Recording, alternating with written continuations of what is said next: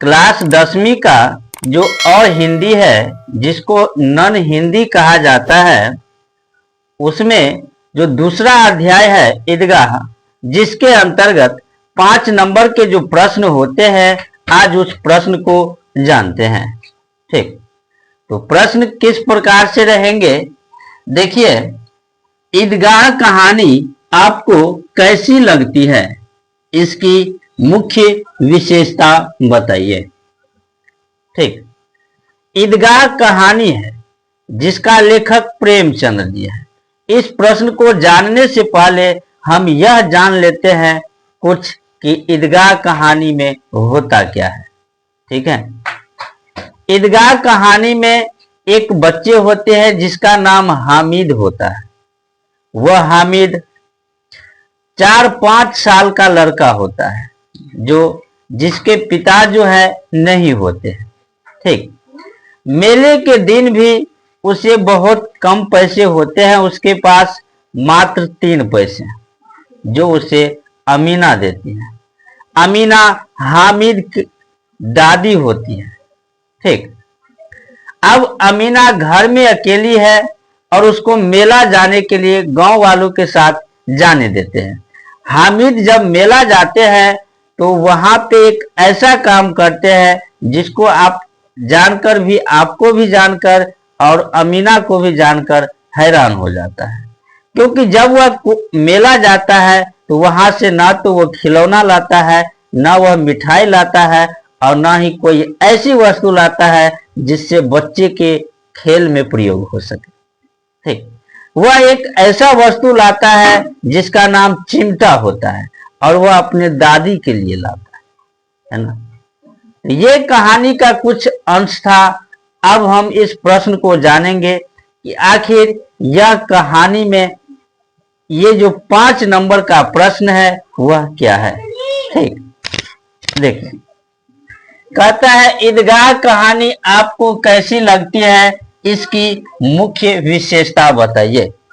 ईदगाह कहानी आपसे पूछ रहा है जो यह पढ़ चुके हैं कि आखिर आपको कैसे लगा, और ये अच्छा लगा या खराब लगा। अच्छा लगा है, आखिर इसकी क्या विशेषता है कि आपको यह कहानी बहुत अच्छा लगा। ठीक है, आज हम देखेंगे आखिर इस प्रश्न का हल क्या होगा, है ना। हल नहीं, उत्तर क्या होगा। देखिए, कहानी मुझे अच्छी लगती है, इसके कई कारण है ना। ईदगाह कहानी में जो हमको बहुत अच्छा लगता है और वो उसके कई कारण है ना। ईदगाह कहानी अच्छे लगने का अनेक कारण है। अनेक कारण में सर्वप्रथम क्या है वह जानते हैं। ठीक, इस कहानी में जो भी कार्य हुआ है या जो भी गतिविधि हुआ है वह हमारे जो जीवन से जुड़ा है वह गतिविधि हुआ है। मान लो त्योहार आना, बच्चे के पिता नहीं है, उस त्योहार में जो है मेला का आना। ठीक है, तो ये सब हमारे जीवन से जुड़ी बातें हैं। इसका ये सर्वप्रथम कारण है कि ये वातावरण हमारे से संबंधित है। कोई ऐसा चीज नहीं है जो नए चीज है ना। यानी कि हमको समझ में नहीं आएगा, ऐसा चीज इसमें नहीं है। ठीक है, देखिए, सर्वप्रथम इस कहानी का संपूर्ण वातावरण या परिवेश हमारे सामान्य जीवन के परिवेश से जुड़ा है। इस कहानी का जो संपूर्ण वातावरण है वो हमारे जीवन से जुड़ा है ना। हमारे जीवन के परिवेश से जुड़ा है, कोई इसमें नया नहीं, अलग नहीं है।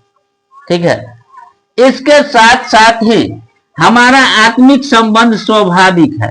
जो हमसे जुड़ा होता है आत्मिक संबंध स्वाभाविक होता है। क्या कहीं जाते हैं, यदि हमारा जान पहचान का लोग मिल जाए तो वहां एक आत्मिक संबंध हो जाता है, बहुत मन जो हल्का हो जाता है, अब काम आसान हो गया क्योंकि जान पहचान का। तो यही ये बात है, इसमें जान पहचान की बात लिखी गई है इस कहानी में। तो सर्वप्रथम यह कारण, ठीक है। दूसरा कारण है कि यह कहानी बाल मनोविज्ञान पर आधारित है। बाल मनोविज्ञान पर आधारित यह कहानी है ईदगाह, क्योंकि इसमें बालक के जो मन का है ना कोई भी बालक हामिद जैसे कार्य नहीं कर सकता है ना, क्योंकि कोई भी बालक अपने से छोड़कर अपने माता पिता के बारे में क्यों सोचेगा, है ना।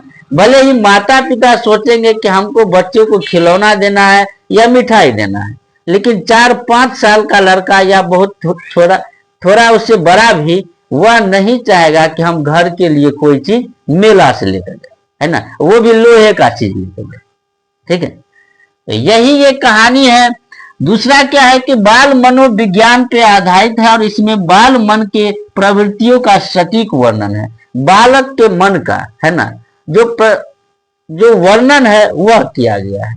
इसमें हामिद ही नहीं है, इस कहानी में सम्मी है ना, और है महमूद है, नूरे है, यानी कि ये सब और बच्चे हैं जिसने अपने अपने पैसे से, जिसके पास अधिक भी पैसे थे, वो अपने अपने तरीके से अपने अपने वस्तु खरीदे, बल्कि वो स्वयं खेलने के लिए दी।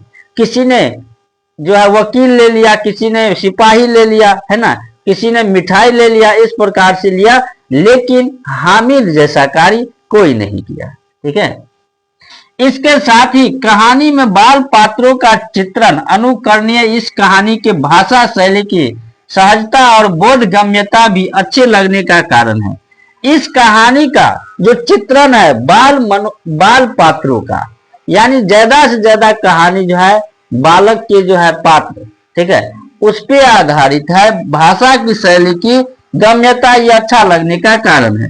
इस कहानी में आदर्श एवं यथार्थ का पूर्ण समन्वय हुआ है। जो आदर्श होना चाहिए, यथार्थ होना चाहिए, उसका संपूर्ण वर्णन किया गया है।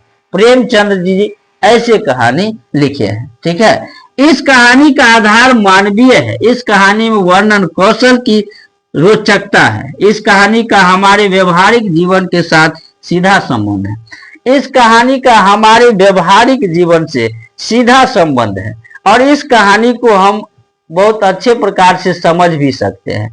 कई ऐसे कहानी है जो आपको इसी अध्याय, इसी जो है हिंदी में मिलेगा, नन हिंदी में मिलेगा, जो आपको जल्द समझ में नहीं आएगा, है ना, तो किसी में व्याकरण चेंज रहेगा, किसी में भाषा चेंज रहेगा हिंदी ही। ठीक है, तो इस प्रकार से होता है। लेकिन ये कहानी हमारे जीवन के साथ सीधा संबंध है। यह कहानी सार्थक, उपयुक्त और प्रभावपूर्ण है। यह कहानी सार्थक है, उपयुक्त है और प्रभावपूर्ण कहानी है ना, कि आखिर किस प्रकार बालक को किस दशा में कैसा रहना चाहिए वह हो।